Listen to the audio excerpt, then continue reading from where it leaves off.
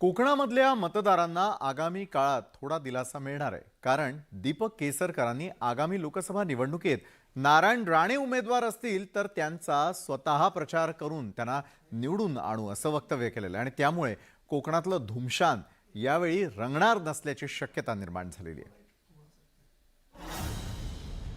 केसरकर आणि राणेंमध्ये समेट. केसरकर करणार राणेंचा प्रचार. कोकणातल्या एका वादाला विराम. राणे कुटुंबावर जिल्ह्यात राजकीय दहशतवाद करत असल्याचा आरोप करणाऱ्या दीपक केसरकरांनी शरणागतीचं पांढरं निशाण फडकावलंय.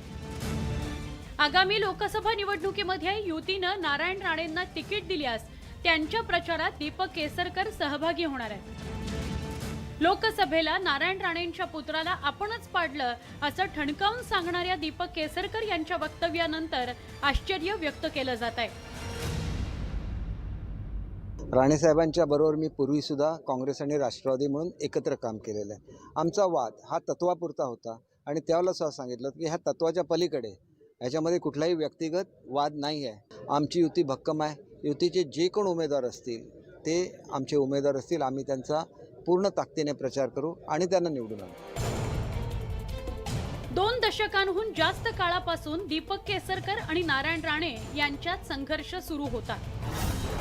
सावंतवाडी नगरपालिकेत नगराध्यक्ष पदावर असल्यापासून दीपक केसरकर आणि नारायण राणे यांच्यात वाद होत होते. 2009 मध्ये दीपक केसरकर राष्ट्रवादी काँग्रेसचे उमेदवार होते. त्यावेळी शरद पवार यांनी नारायण राणे आणि दीपक केसरकर यांच्यात समेट घडवून आणला. त्यामुळे दीपक केसरकर 2009 मध्ये सावंतवाडी मतदारसंघात आमदार म्हणून निवडून आले. अर्थात त्यानंतरही केसरकर आणि राणे यांच्यातला संघर्ष थांबला नव्हता.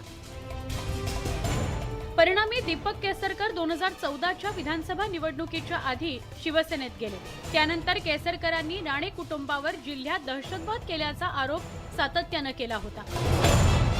आता मात्र केसरकरांच्या भूमिकेमुळे राजकीय समीकरणच बदलली आहे.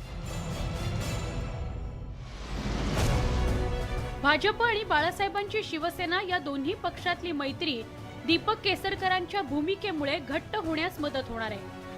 एकंदरीतच बदललेली समीकरणं सत्ताधाऱ्यांच्या पथ्यावर पडणारी आहेत. Bureau report, news 18 Lokmat.